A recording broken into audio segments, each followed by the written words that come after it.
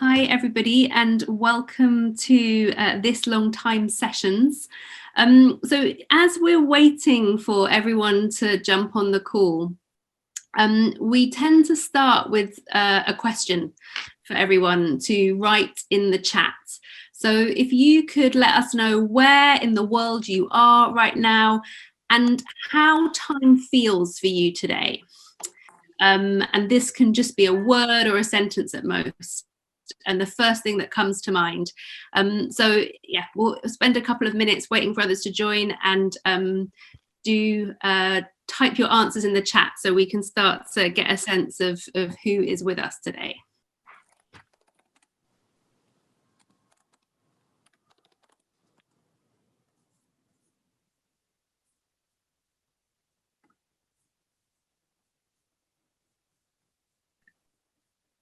Great, so we have got Peter from Bath in England saying time feels pressured. Maxime in Paris says time feels heavy. Paulina in London says time feels both fast and slow. Dan in Somerset says time is fastish and blurry. Nonso in Abuja says it's Independence Day today in Nigeria, so there's much national reflection at 60. We have got Seattle, Lucia saying time is timeless. Harriet from Berlin talks about time feels inhabitable today. Great, so if you could all make sure you are muted, that would be great. We'll have another minute or so and then we will kick off because we have got a lot of ground to cover today. We've got Mariko in India saying time flies fast and confusing. Tiffany in Melbourne, time feels postponed. It must be pretty late in Melbourne. Kushbu saying, who's in Brussels, saying time feels slow and pensive. So we are from many different parts of the world, and time has many different qualities for us today. So wherever you are and however time feels for you, you are very welcome on this call. I'm going to stop sharing my screen now and kick off with a little bit of context. So this is one of the long time sessions, which is a partnership between us, the Long Time Project, the RSA, and the Arts and Ecology Network at the Serpentine.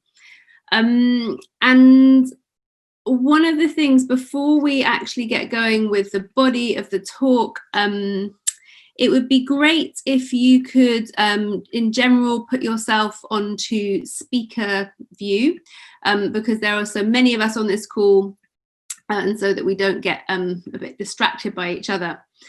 So it's great to see so many of you on this call today. I think at the moment, we're at this strange point in history where issues that threaten our long-term survival are very much in our face in the short term.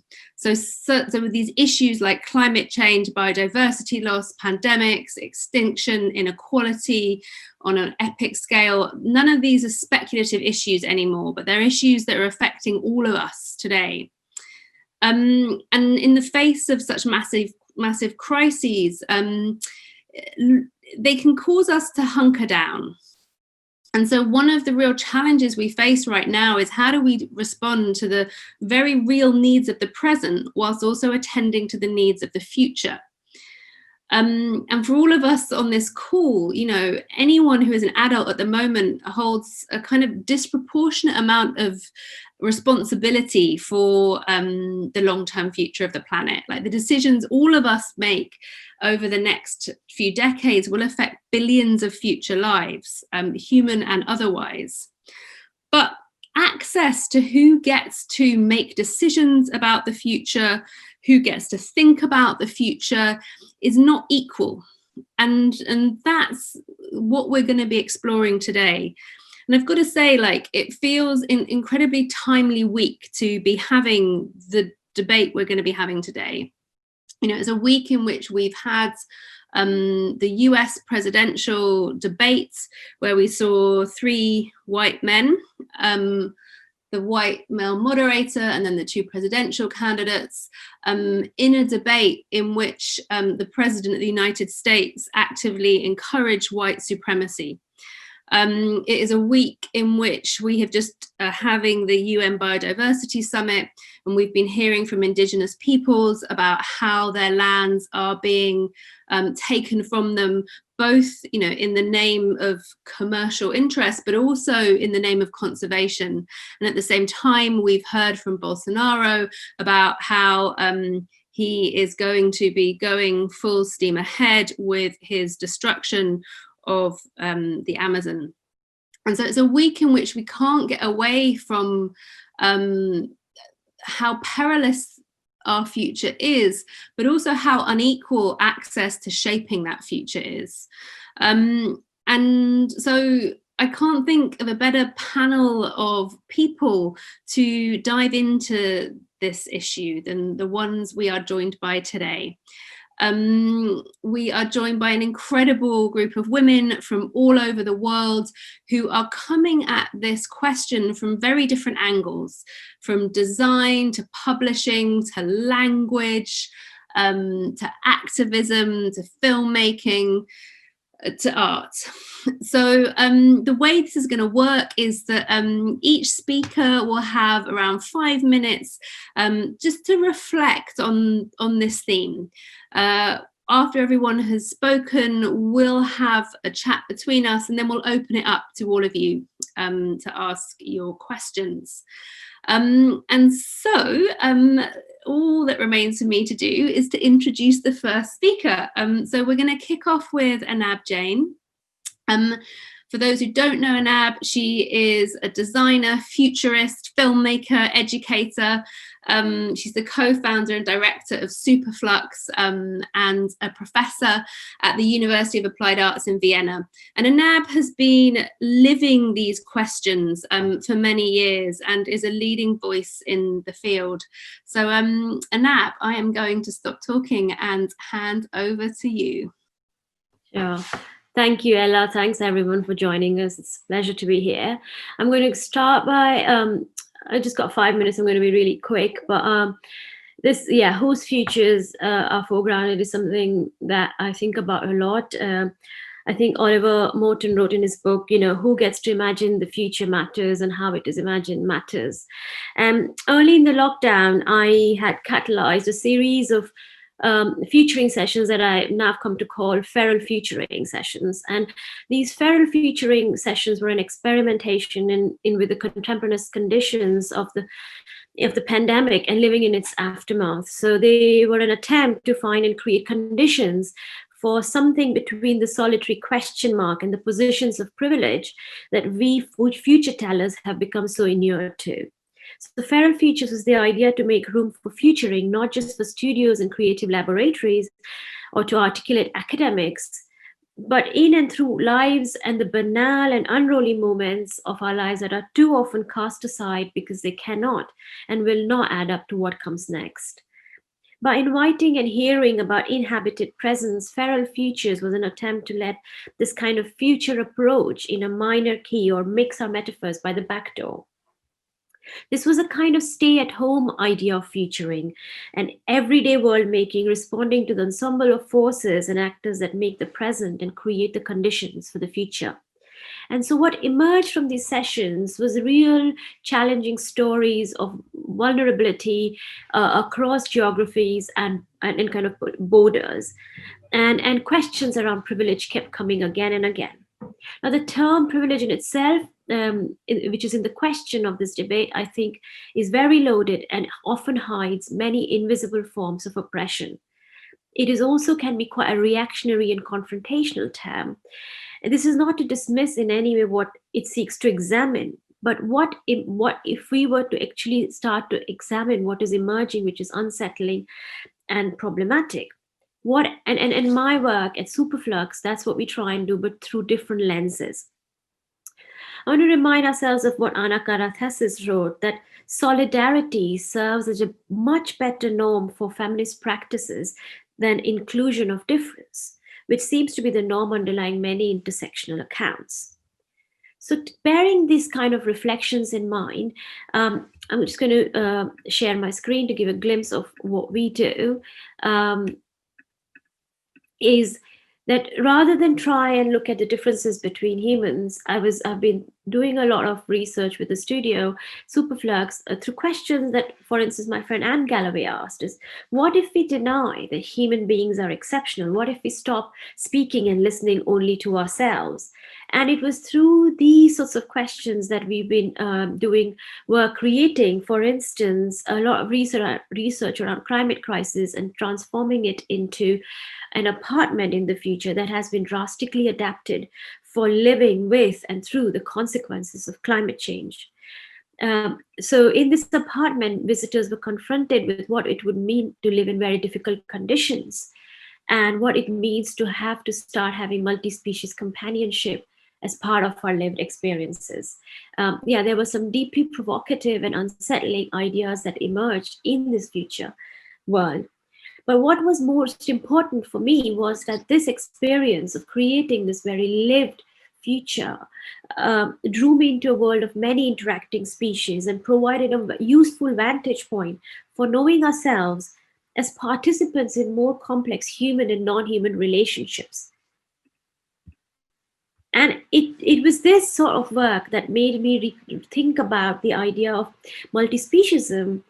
And I think in this lies some questions underlying whose futures. That if we understand the idea of staying with the trouble, as Donna Haraway says, it means that we open a possibility space. We move beyond quick fixes and we become open to the strange and the unknown, the weird and the provisional. And so based on this, I've come to kind of work towards what I call a full field guide for a more than human politics of care. The politics of care that means that attacking someone having different views is the same thing as attacking yourself for feeling differently about something on a different day, or realizing that stripping an ecosystem, the natural resource that everyone depends on, is tantamount to cutting a piece of your own flesh to feed yourself. We are a collective body of many parts, both inside and out. And so I want to leave you thinking about this idea of whose futures are a kind of multi-species, interdependent, ecologically humbling perspective of a relational agency that gives us the opportunity to invent new practices of more than human care, interdependence, revolt, repair, and mourning. And this is just my last slide to kind of give you a glimpse of how, if shifting our perspective from the human to the more than human, to being human in a more than human world, would require us to do, put aside our differences and work with solidarity. Thank you. Great, thank you, Anab. We are now moving to India, where we have Shilo Shiv Suleman. Shilo is an artist whose work covers everything from illustration to installation art. She's also the founder and director of the Fearless Collective that creates public art interventions with women and misrepresented communities across the world. And actually today she is en route to one of those installations. So I think we have Shilo on the road. Are you with us, Shilo? Yes, I am. Can you hear me? Yes, I can. Go for it. Perfect. So Adab from Lucknow, where I'm currently at. After 3 months of being in probably one of the most intense lockdowns with 1.3 billion people completely trapped inside their homes, we're now back on the streets. And how? I thought I'd just take you for a quick peek of what the streets look like right now, where I am. We're in the process of painting a mural. We're in the process of painting a mural here with a group of Muslim women, and we're actually on a longer road tour at the moment, where we're working with Muslims, essential workers, Dalits, members of the queer community across Delhi, Lucknow, and Jaipur, and people who are essentially most affected by the lockdown and this pandemic. So I'm just going to take you into my slideshow. Here we are. Wonderful. So, yeah, like she mentioned, I'm Shiloh. I'm the founder of the Fearless Collective, and we do these immersive workshops with different communities of women across the world. A few years ago, I was on Coast Salish territories in Canada, hosting a workshop with Indigenous communities and migrant women, and we began by introducing ourselves one by one. And each of us in the room, we named ourselves, but a very magical thing happened when the Indigenous women named their mothers and fathers and grandmothers, but then they traced themselves all the way back to their own creation stories. So, they would say that our people came from the falling rain, or we are the saltwater people, we emerged from the sea.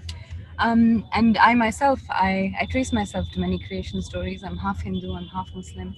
And on the Hindu side, our creation hymn has been recited into existence for 4,500 years. On the Islamic side, they say that creation didn't happen all at once, but that Allah made our bodies out of earth, and He used both hands, or He or she used both hands to make me, and made our hearts 7,000 years before our bodies, and our spirits 7,000 years before our hearts, and made our ruh, our most innermost consciousness, 7,000 years before our spirit.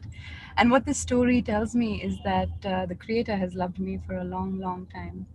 And they say that this story is 1,300 years old. I'm just going to share my screen with you.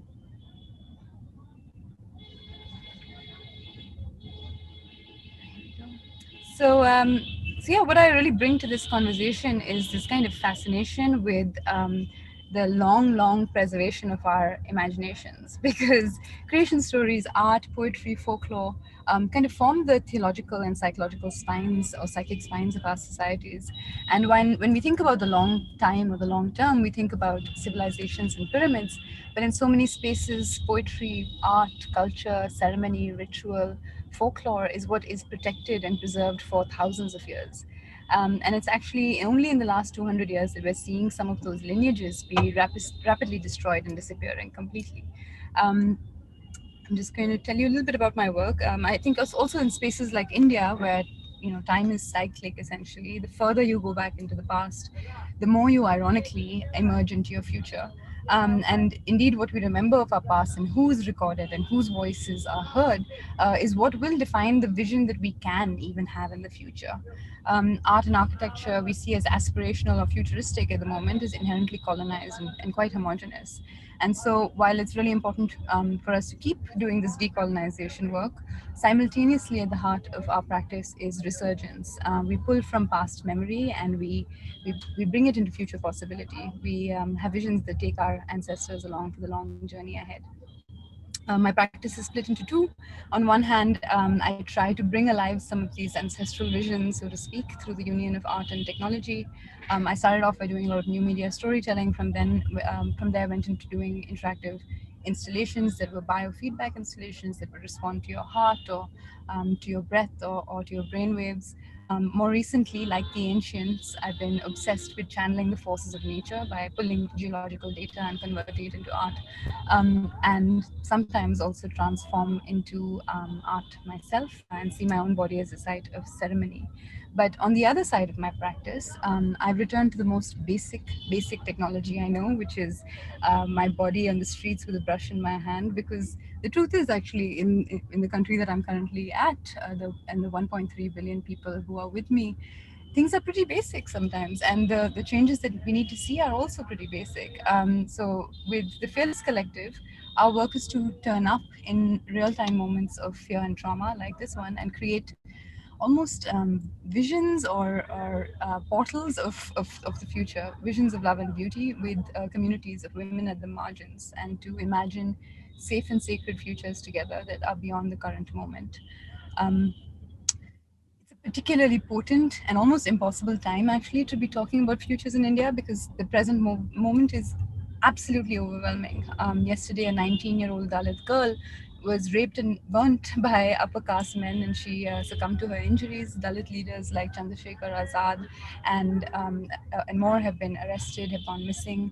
Thousands of Indian farmers are protesting the privatization of our soil. Muslim women are being detained and imprisoned with absolutely no route to justice. And just yesterday, again, Amnesty International just had its bank accounts frozen by the government. All of this in one day, and all of this with the subtle background of a global pandemic. So women farmers, Muslims, Dalits, those closest to the earth, are actually back on the streets right now. Their fists are clenched high in protest, and we are with them currently. We believe that given all of the ugliness of the systems, the creation of beauty itself is an act of resistance. And collective imaginations crystallize into belief systems, which then form institutions, countries, religions, realities. But the voices of women, indigenous nations, Dalits, Muslims, and others who've been systemically silent are rarely woven into the creation of systems that influence the world. While women have often been objects of fantasy and the imagination, we've never been co-creators of those worlds. And so it is the time to definitely reclaim those spaces. I'm going to show you a really quick video from some work that we did in Shaheen Bagh. I think it may not. Let's see. Okay, this may not work. So the clenched fist pointed upwards has become into a powerful political statement of solidarity and strength. And in our movements for justice, our futures are really written in those fists that are held high in protests on the streets, and fists that hold hands in solidarity to block roads and create new routes. And they say that for the 9 months that we're forming inside our mother's wombs, our hands are also curled up in little fists. And it's only when we're born and we begin to gently unfold our palms do we see the lines that they say define our futures. We believe that this unclenching of fists is crucial, is in order to be able to imagine and chart out new futures that are unimaginable. And this is really at the heart of the work that we do as well, because our movements can't just be in opposition to what we do want, but also have to be affirmations of what we do want to see in the world. So we do workshops on self-representations with groups of women, and we were doing this one workshop in Lebanon with a group of women who are all domestic migrant workers, and they'd come in from Sri Lanka, Ethiopia, Syria, and they'd all come to Beirut, fleeing war and seeking work. And so we were starting to sort of discuss, like if we could put this time capsule up in the streets of their future, what would it look like? And at first, all of the images that they created together, co-created with us, were images of women holding brooms in their hands and looking incredibly powerful. But eventually, the image that they ended up painting was an image of 3 women, all migrants, simply sipping a cup of tea in a garden. And they came to the conclusion that in the future, they didn't want labor, they just wanted ease, rest. And so this became into a kind of radical image of care and rest, and an affirmation of that future. Fearless also aspires to grow into a movement of hundreds of women from across South Asia who are working in public space, placing their own bodies into the streets. And so we're training hundreds of female artists in India, Sri Lanka, Afghanistan, Bangladesh, Nepal, in our methodology. And as lockdowns opened, a lot of these women flooded into the streets, quickly defining the new normal as being a softer, kinder, and more loving world. And it turns out, actually, as I was reading about art movements and pandemics, it turns out that abstractionism was born as a response to the Spanish flu. The artists who were in power then, predominantly European, predominantly male, were so overwhelmed by the emotions and the death and the sickness that they decided to move all of that aside and create art that was mostly unemotional, deliberately disembodied, and completely abstract. And so now, in the middle of this global crisis, as a group of South Asian women and artists, we're really asking ourselves, what will our movement look like? And while we're still defining its edges and topographies, we do know for certain that it will be embodied, it will be collective, it will be cultural, it will be accessible, it will be feminine, and it will be fearless, because no one will be left behind.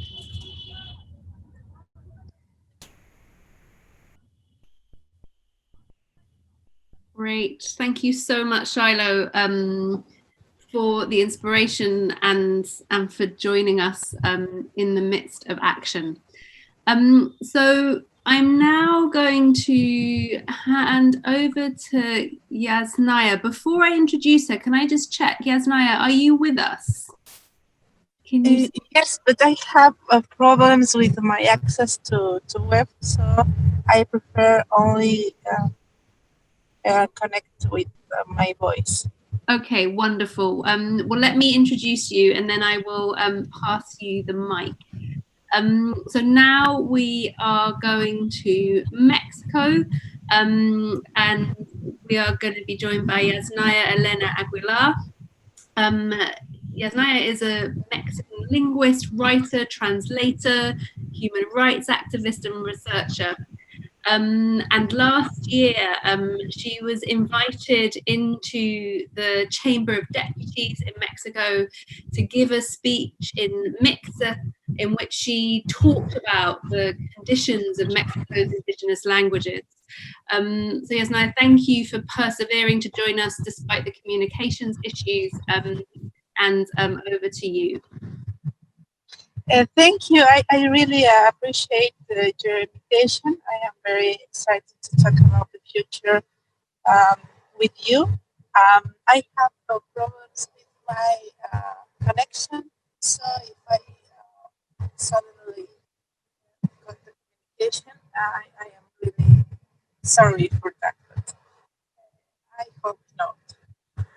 I am from an indigenous community in the south of Mexico called Mije Nation, and I want to speak about ideas about future from an indigenous perspective. First, I want to say that the indigenous people in the world only share two features. We suffered colonialism and did not create national states. And I think we were encapsulated within the states. And in that frame, Mije people, my people, indigenous people in general, have been Mije for hundreds of years, and only we have been an Indian people for 100 years, and indigenous people for 200 years. So indigenous is not an essential feature of our people. It's only a place in history. It's a political category, not cultural, and not only identity category. In this context, we can think of a future where we can be just a Mije people without being indigenous. And people say, so do you reject to be indigenous?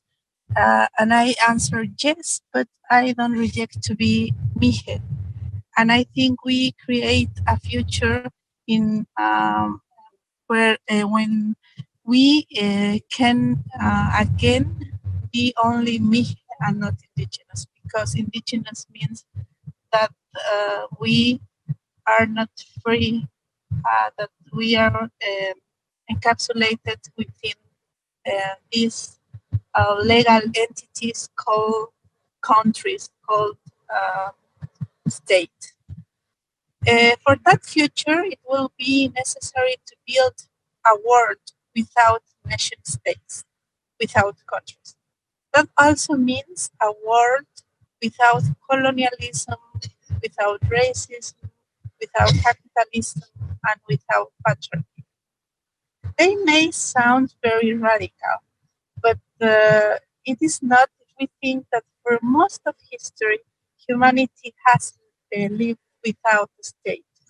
The state is the administrator of the capitalism, colonialism, and patriarchal system that is leading us to an environmental disaster nowadays. Faced with climate change, I think that the future looks complex. But I also believe that if we as indigenous people survived the wars of conquest 500 years ago, hunger and pandemics, we have the possibility with our community structures, small community structures, to have an opportunity to think about it. Future, if the world listens and learns how to take care of nature as indigenous people think, we can still build a future for whole humanity with life in this complex context with climatic crisis and with environment in danger. So I think if we want to think in future, we need to create again a world with different social and political structure, and to think outside the box or outside the state. And I want to repeat again that we are indigenous in because we don't create states, and we think that we need to create other kind of social and political structure, small structures.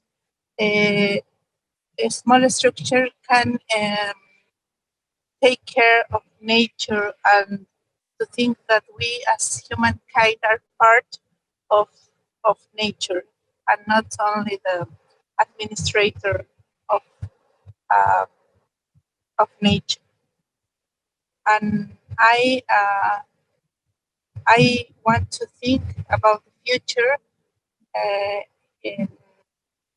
in a context, a stateless future, and I want to think about a stateless future, a future a future where we are Mije people again, and not only indigenous people.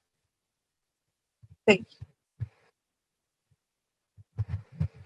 Great, thank you, Yasnaya. And I'm hoping we're going to pick up some of those points in our discussion afterwards. Okay, so now we are moving on to Bibi. Bibi Bakare-Yusuf is a co-founder and publishing director of Cassava Republic Press, which is one of Africa's leading publishing houses. She has a doctorate in women and gender studies and is also a Yale World Fellow, a Desmond Tutu Fellow, and a Frankfurt Book Fair Fellow. So Bibi, over to you. Thank you so much, everyone. Can you hear me? Good. I'm the publishing director at Cassava Republic Press, and the question of the future is what has motivated me to start Cassava Republic. And why the future, not the present or the past, is precisely because I think about the past and the present that I'm motivated to think about the future. And for me, the future is what we don't know that we know already. And what do I mean by that? The future is what we don't know that we know already. It is because the future is not an accident. It is what happens to us of the actions that we do in the present. The future is a decision and it's work. It's rather like a love relationship. When you're in a relationship, your ability to continue in that relationship requires you making a decision to stay and to work to stay in that relationship. And therefore, I feel that as a publishing company, we have to think about the future differently to what your most traditional publishers tend to think about the future. Tend to think about the future. And the reason being is that the ways in which Africa as a whole has entered into the global system has been from a place of inequality. And that inequality, both from a material perspective, from a resource perspective, from an environmental perspective, as well as an epistemological perspective, has been unequal. And therefore, and I want to kind of today primarily focus on the issue of epistemological inequality and why, as a publisher, we have to redress that. If we come from the place that what Amataidu recently in a video that went viral this week, when she talks about how for 500 years, African bodies have been used in the service of Europe. She said she closed that statement with, every single thing that you are is from us, whether it's the oil, the diamond, or the extractive stuff. The engine of modern European system has come from extractive relationship to Africa and the indigenous people in other parts of the world. And therefore, the ways in which Africa has been positioned in European epistemology has been one of negation. And by setting up a publishing company is to think about how do we build an archive that is done in the present for the sake of the future. Because if we often think about going into the archive. When we think about going into the archive, it suggests a temporal moment going into the past. It also suggests bodies moving into that space, into the archive, entering that space. So what would it look like if we were to go into the archive, open the archive in 500 years' time? What information are we going to find? Are we going to continue to find the narrative about the brutality of African bodies, whether it's George Floyd in America or the 700 women who have been victims of the shadow pandemic in Nigeria since the pandemic began? What kind of stories are we going to have? And I'm interested in the kind of stories I want to see when we open in 500 years' time. Is a story both that reflects the complexities of our world today and the kind of world we want to see moving forward into the future. That requires us imagining the present and recalling into being what we want to see. If we tell stories of constant negation, stories of only violence, manipulation, and exploitation, if that's the only story we tell, the stories we're going to see into the future will be those stories of violence and negation. All our lives are always a myriad of pain and joy. Even within this pandemic moment, we've all experienced really challenging, frustrating moments. And other times within this pandemic, we've also experienced moments of joy, of laughter, of rediscovering things about ourselves that was previously unknown to us, right? And so similarly, stories are important in terms of telling the diversity of stories that we want to hear. And I'm going to stop there for a moment because my clock is ticking off saying 5 minutes is over. Sorry.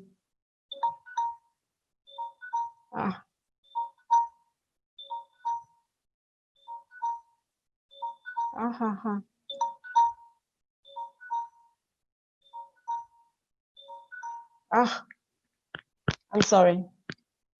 So I think that it's really important for the human species that when we think about the future, it's always refracted through the prism of the present and of the past, because the present and the past, which is one structured by a certain capitalist, white supremacist, patriarchal modes of being in the world, we can decide whether we want to continue with that trajectory or not.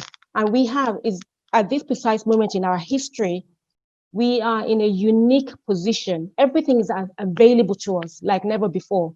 We have the technology, the human, the cognitive experience and the wealth of history to show us that we can play the game differently. We can set a new grammar book. And part of what we're trying to do at Cassava Republic is to really provide a new grammar, a new rule book for how we envision the future. I will stop there for now. Thank you.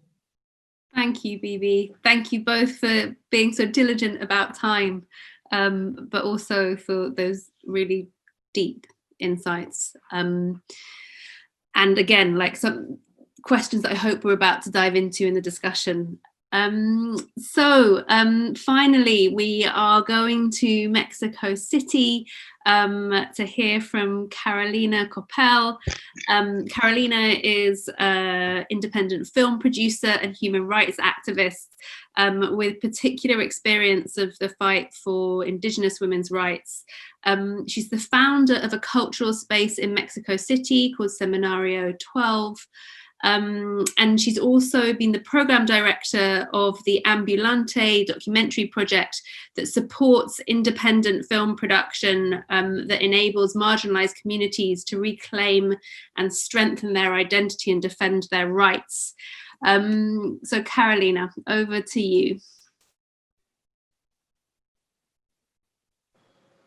Hello, everybody. Good morning, good evening. Thanks for inviting me. It's an honor to be sharing this conversation here with you all. Well, to answer the question on how other perspectives on the future could be strengthened or amplified, I would like to share with you some of the work I'm doing now. I am the producer of a film that it's to be released in the following months that questions the notions of democracy, progress, and development.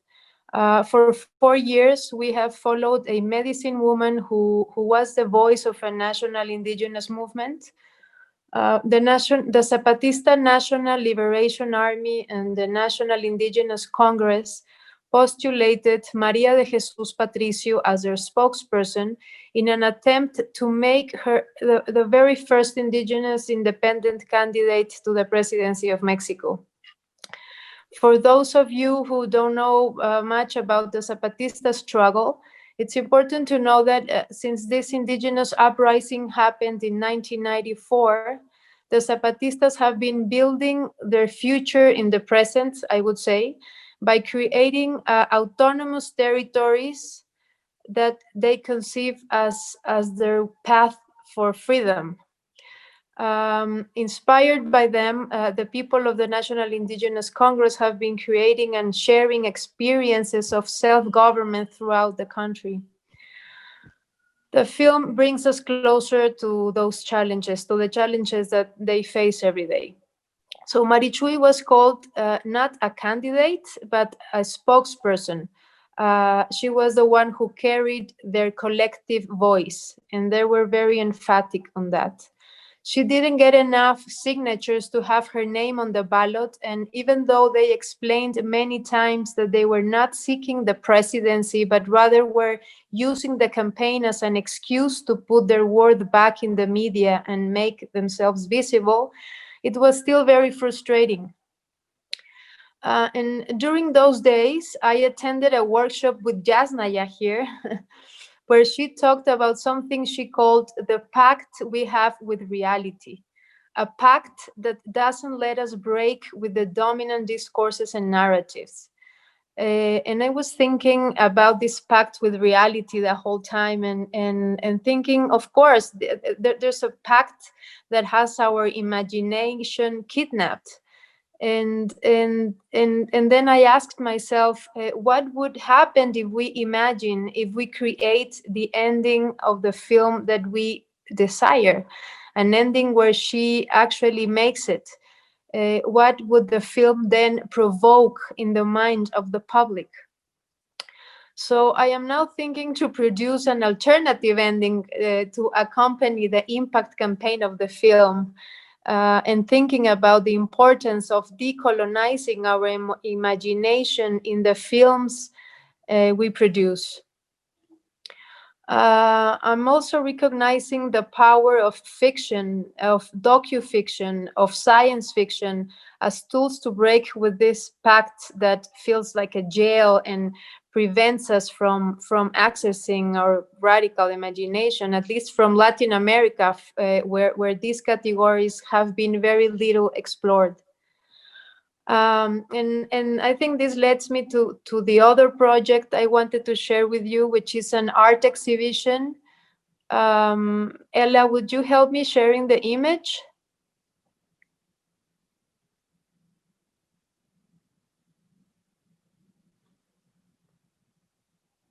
Hi, Ella? Ah.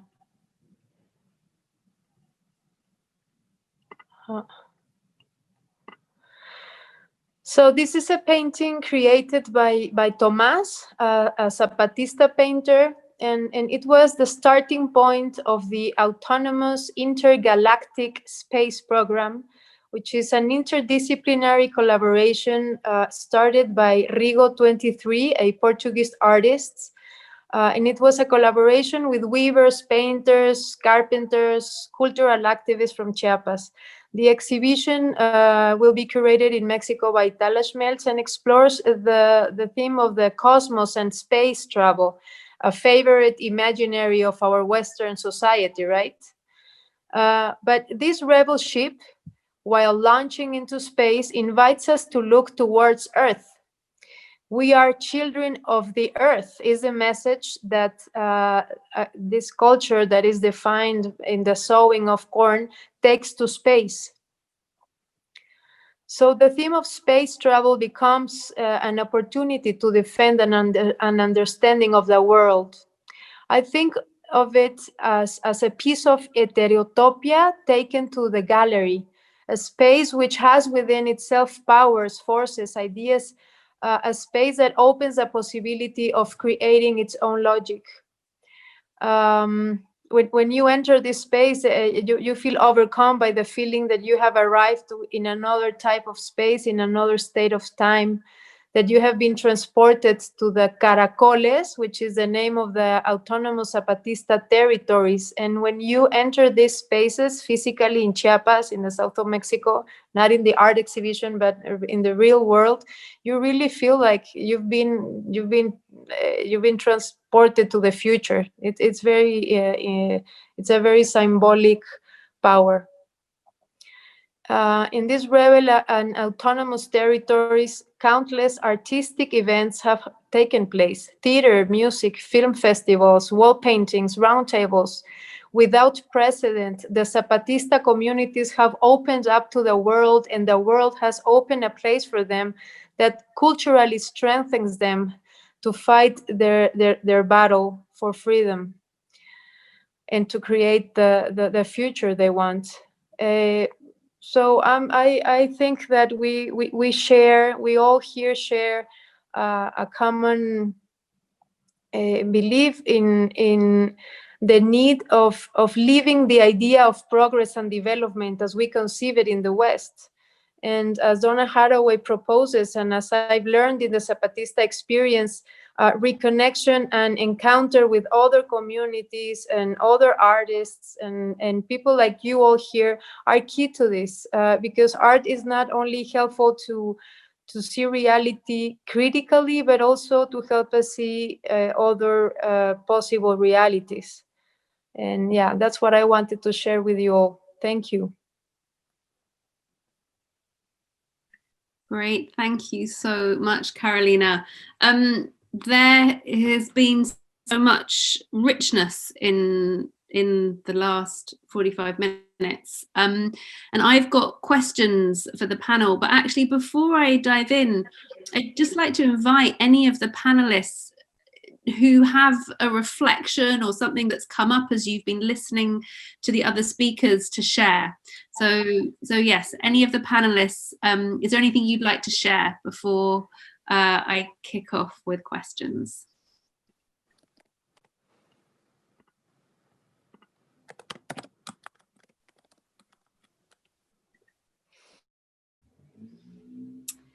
And if not, then, I mean, there were so many cross-cutting themes in that conversation. One of the things that I heard was, so Shiloh, you talked about the clenched fist and the importance of being able to unclench that fist to engage with futures. Yasnaya, you talked about, again, the structures that stop participation in futures. Anab, you talked about the conditions that enable us to participate in shaping futures. So I'm really interested in having a bit more of a conversation about those conditions. So what do we need to do to, either through solidarity, enable those conditions that help more people get to shape futures? And how do we support the collective unclenching of fists needed to make that happen? So that's a question to anyone from the panel to jump in on.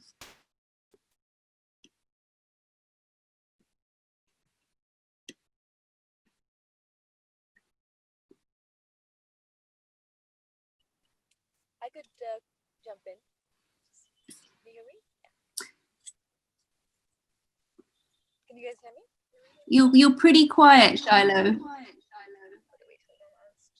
Maybe somebody else wants to jump in while I'm figuring out my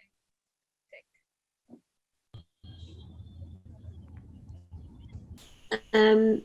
I can jump in while Shiloh is fixing her voice. I mean, I kind of started raising it a little bit in my opening remarks about a solidarity as opposed to use of words like privilege. I think the only way we can is, I think the word inclusion is also problematic because quite often, or building bridges, because quite often it has implied you come closer to us, we build a bridge so that we include you. Well, I don't want to be included in what you have. You know, there is a lot of that kind of, and I think that's so I think I kind of feel we have so many really big challenges ahead of us. Like the COVID is just one of what is likely to become a lot more. I just feel like if there is a way that we can move past this kind of oppositional, reactionary positions towards a more non-rivalrous cooperation, acknowledging differences and living with them rather than attempting to kind of falsely include and not really include, but a real acknowledgement, real reconciliation, in order to really address and live through the challenges we face in the future. And I kind of wanted to also say that there is that I take responsibility for the privilege I hold in the time and resource I have afforded to think about the future. But I would like to say that the idea of hope and the idea of hope inhabits everybody's minds, and we all have the desire for a hopeful future. I think that kind of is something that can hold us together. Can I just come in there? You know, when you were talking, Ahmad and Anab, I was thinking about the question of allyship. We often talk about allyship and as opposed to solidarity that you're talking about, as well as what I would always want to think about is accomplices, especially when we're trying to move from where we already are to a world that is not about necessarily inclusion, because to include yourself into what? Into a system that's already foundationally faulty. For me, I'm interested in how do we come together as accomplices, because if we're accomplices, then we have mutual responsibility to forge ahead, to bring about the change we want to bring about. But if you're an ally, or if you think you, as an ally, you stand outside of the thing that you are trying to work with, you think the problem is my problem, and you're trying to support me or help me to overcome. The rhetoric, overcome discourse is not going to get us where we need to get to. What we need is a discourse that says you are as much implicated in this, right? And this is why, for me, when I think about the environment as a whole, especially the issue around climate justice, where people say Europe, when I say Europe, I mean Europe and USA, not the Americans, but USA, the Western Europe. As a result of our consumptive habits, we have depleted the earth, right? And we are asking other parts of the world, the majority of the world, to reconsider their own consumption so that we can save lives. And that's really an important debate to have. We need to have that debate. And this is why I think what we need to be talking about is narrative. We need to think about the kinds of stories we tell ourselves, the kind of stories we're trying to tell other worlds of how they should behave, right? We need to remind those other worlds that they come from a place where their environment was part and parcel. Animals were part and parcel of how they live their lives, right? Animals are not to just be killed willy-nilly. They're not just for us to consume as though we have a right to their blood and to their skin, right? And it's that very destruction and violence against animals. It's the same violence that continues in the violence in humans, in the way in which we relate to other human beings. And therefore, if we're going to think about the future in a very serious way, we have to think about climate, yes. We also have to think about animal rights and what it means for us as human beings, because our human survival is directly linked to the sacrificial logic we impose on animals, that we think somehow the founding narrative of the Abrahamic school, where you slaughter animals in order to appease, is what's going to take us out. And I think that we need to reconfigure our minds and how we think, and we need to think of the movement towards accomplices. Thank you.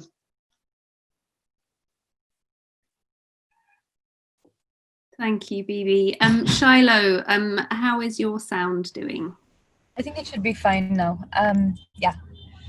I was just going to say, I think that when we start to ask the question, how can we bring those at the margins into the conversation and enable us to collectively imagine a future together, one of the things that becomes pretty crucial is also an integration of healing into the work that we do, because the reality is that it is pretty hard sometimes to let go of our current realities, our past intergenerational trauma, and move into a space of pure imagination. But one of the techniques that we use is, I'm sure you're familiar with the term suspension of disbelief, where in a movie or in a fantasy film, there's a moment where you cross the threshold of what is known of current realities into a space where anything is possible. And so that's a technique that we sometimes use, is that we actually allow ourselves to behave like children before the wound even existed, possibly, or before the knowledge of the wound existed, where we can come from a space of imagination. Yeah.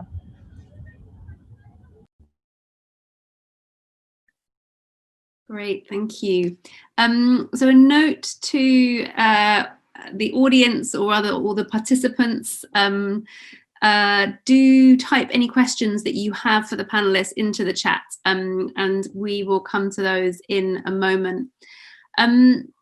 So in this bit of the conversation, we've talked a little bit about story and narrative. And Yasnaya, I'd love to hear from you some thoughts on language. You're a linguist, and you've been thinking a lot about language in this context and words. So it's not really a question, but more of a kind of nudge to hear your thoughts on how language is relevant to these questions that we're asking. Yes, thank you. I think I love different languages, and I love language diversity, and I think it's key to imagine different futures. And it's very sad to say that this language the diversity is endangered. And I think that it's very important to save and to strengthen the languages, because we need different frames of thinking a different futures. We cannot think about the future in only 2 or 3 languages. We need thousands of different languages in order to build in our imagination, in our thoughts, different words. And I think that, for example, we can use different words like in Mije, when we describe future, we use different metaphors.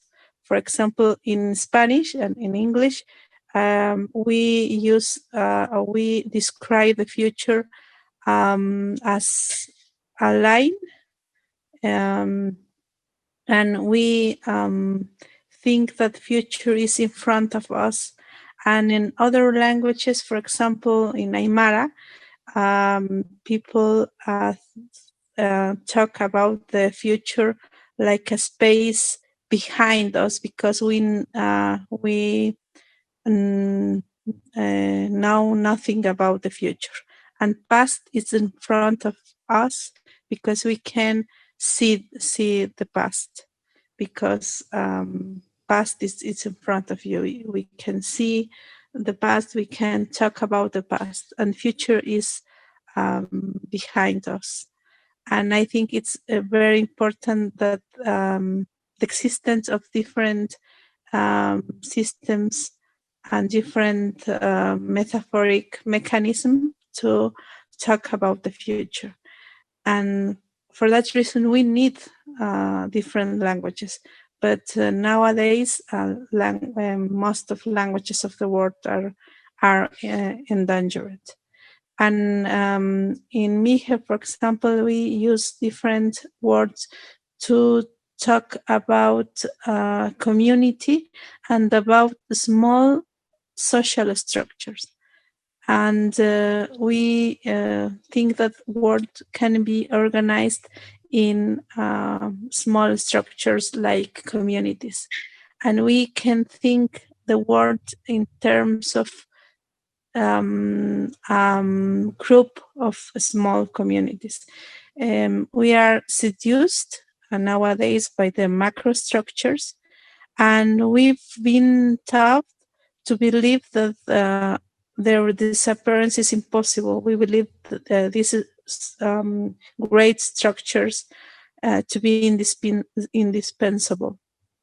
And the narratives in different languages of world history, in Western languages, for example, center on civilization milestones that explain the creation of social macrosystems.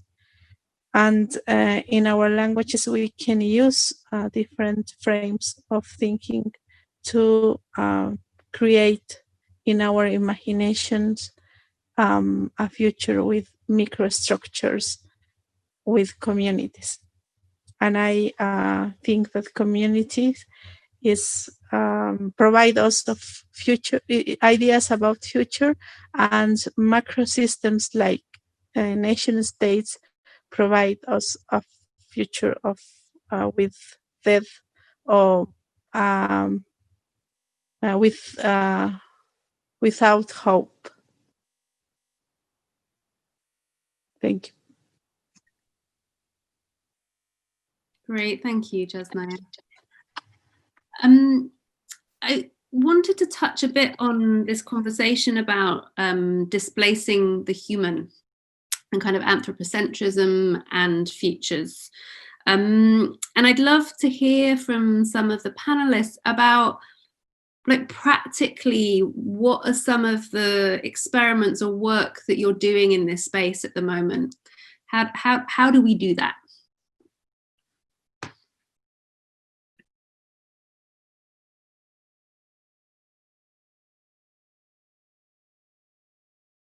Can I start?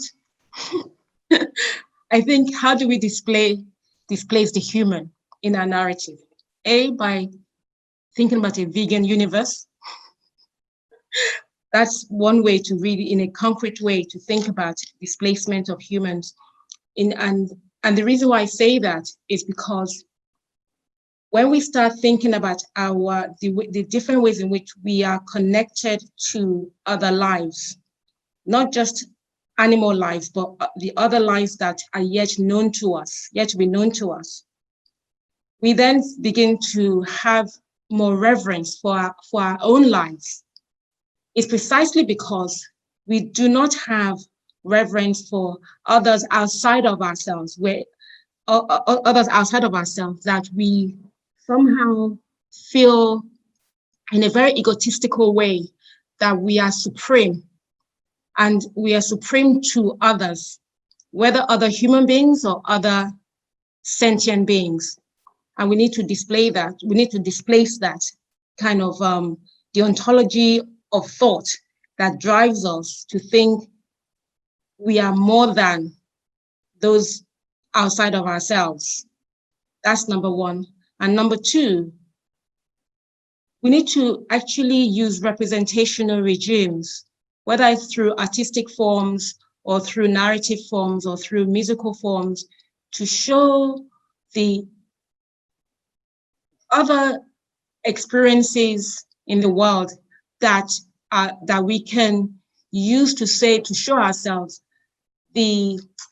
what am I trying to say? That we are not on one level, we're so human and so magnificent. On another level, there are others that are waiting to be discovered to show even more of our own magnificence. And we need to use the power of representation and artistry to do that. And just before I pause, and in order to all of that to do that, and I think we might come back to this, we have to also think about capital and capital flow and money, because to produce all of this stuff and to generate those ideas, they cost time, and time is money, and we have to think about how we bring all of this together. Thank you.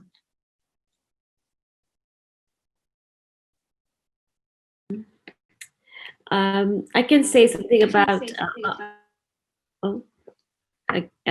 artworks we are currently working on that are exploring how can we be human, what does it mean to be human in a more than human world, and how can we move past the kind of anthropocentric view of the world where humans are at the center of the universe. Because I think, as we were talking earlier, the whole idea of accomplices, which I really love, kind of you could extend it to the idea of kinship, and kinship is then kinship across species. And so our current works in the making are all about, taking visitors who arrive at this exhibition towards a more than human future in a post-anthropocentric world. So it is about, well, I kind of can't say a lot because I have to leave it secret till it's there. But it's really about it's really about foregrounding the humility that will be required to show that we are a network, we are a node in the network, and we are not at the center of the network of this really entangled world that we live in, basically.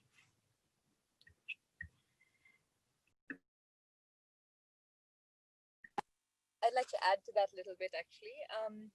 Rebecca Solnit, I think in one of her books, I think it's Wanderlust, has this really beautiful passage about how, and going back to language as well. Shiloh, can you come a little bit closer to the mic? Now? Is this better? Is this better? Hi, can you hear me? Is this better? Yeah. Okay, yeah. So yeah, Rebecca Solnit speaks a little bit about how I think there's a group called the indigenous group called the Wintu that don't have right or left, so they don't place human beings in the center of their navigation, but everything is in east and west. So when the Wintu goes up the hill, on his east is the mountain, but then when he comes down, the mountain is on his west. So language, I think, is a big way that we can start to dismantle us being the center of the universe. And another way that we also try and integrate into our workshop methodologies and techniques is ritual and ceremony. And I think that's also a way of decolonizing our methodology in a way as well. Because ritual ceremony is a way to remind us that we are interconnected. There's a reason why certain ceremonies happen at a certain phase of the moon, or will happen with the movement of the sun. There was a kind of connectedness, which I think was important.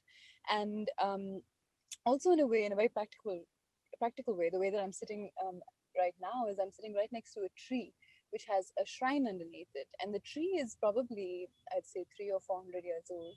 And very often what we'd find in India is, there'd be a forest that was an ancient, beautiful forest, and a small shrine would be placed next to it in order to be able to remind people of its reverence and its sacredness. And reverence is a beautiful way to have people look beyond themselves as well and look into nature, look into the invisible world. So, yeah.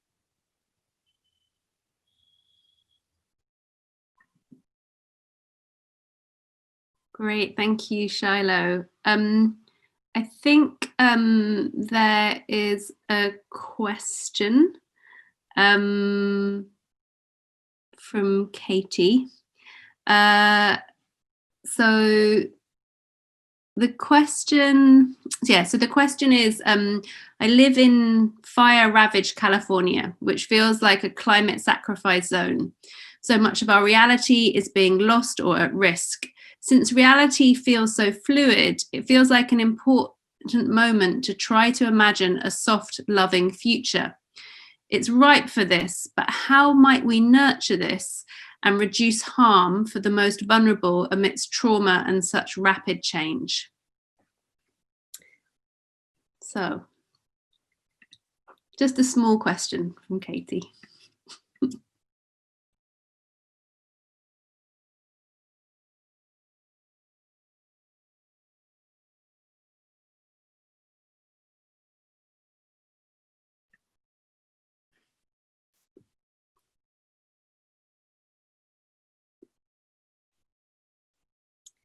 So does anyone have any thoughts on this question, which is really a question about, in some ways, something similar about the clenched fist. Like in this moment of crisis and danger and peril, how is it possible to imagine and inhabit a soft, loving future? I mean, I can just say that this is a really difficult question. It's really like, I mean, there are no answers. And I think this is part of the challenge of climate change, is that we are living in climate change, and I think of it as a predicament rather than a problem. And it is not, therefore, if it's a predicament, there aren't really straightforward solutions to this crisis. So I think if we are going to live through this predicament, we have to find beacons of hope. And I would say, like, I was in direct conversation with someone I've been working with whose houses, they had to leave, and not only the house, but their entire neighborhood and communities, homes were set on fire because of the wildfires. And it was very difficult for them. I mean, beyond imaginable. Like, we've done thought experiments since then in our own house of, if we're given 5 minutes to evacuate the house, what will we take? And my son was like, okay, I'll take my Lego. And I'm like, are you sure it's the most important thing? And he's like, I've got my survival kit with my firelighter and knife ready also.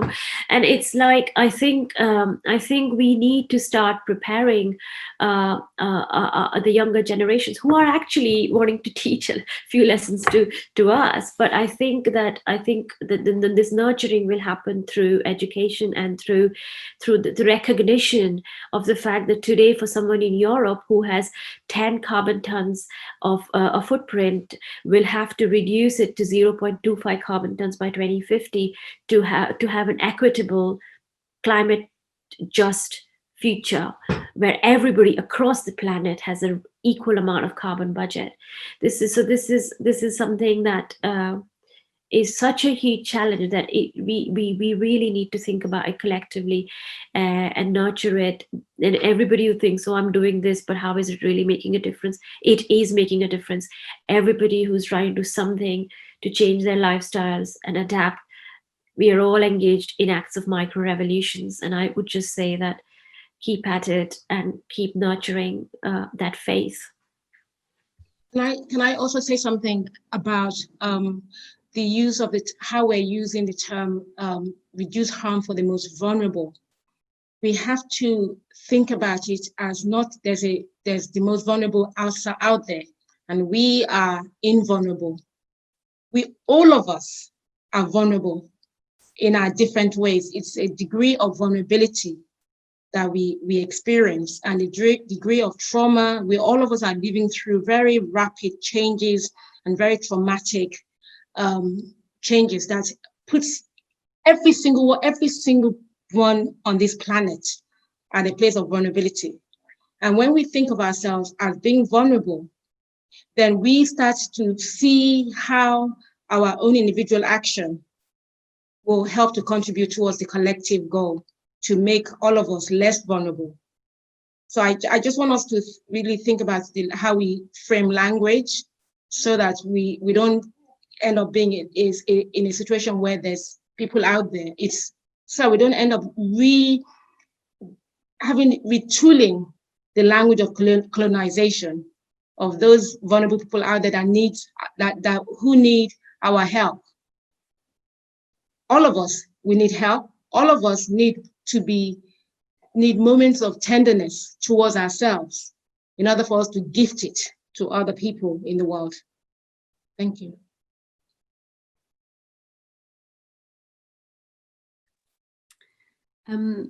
Okay. I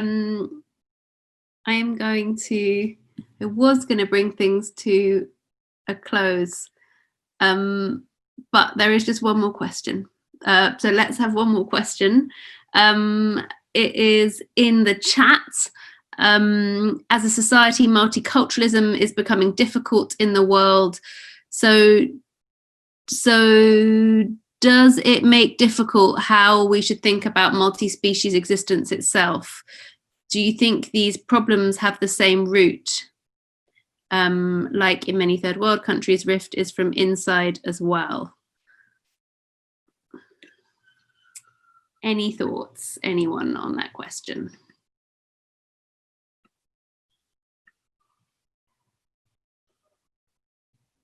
Just one line. Multiculturalism is not becoming difficult. What's becoming difficult is our inability to accept multiculturalism, to accept difference.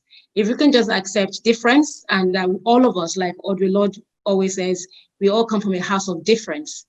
As not the universal sameness, it's what's universal about us is that we are different, and it's how do we find ourselves within our difference. I think that's a more important question rather than thinking that multiculturalism is becoming difficult. It is not becoming difficult. It's only becoming difficult because we are not allowing ourselves to accept our fundamental differences.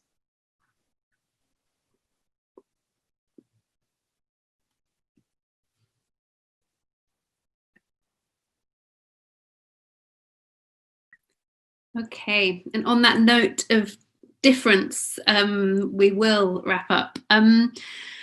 So it has been an incredibly wide and deep conversation, and I'm very grateful to you incredible women from across the world for the work that you do and for sharing it so generously today. I think I come away thinking a lot about tenderness and space and support and about being an accomplice. And actually at the end of this call, I feel part of a strong community of accomplices, if that's the plural, that spans the world. So I hope this leads to more of the same. I hope we all keep connecting and we keep broadening and deepening that connection. So I just am very grateful to you all, and to everyone who has joined the call from all over the world. We will be sharing a video of the call, and so you can share this conversation more widely. And that is it. So I hope you all go off into a wonderful rest of your Thursday, whatever time of day it is, wherever in the world you are. And I hope time feels a bit different after this conversation. So thank you all.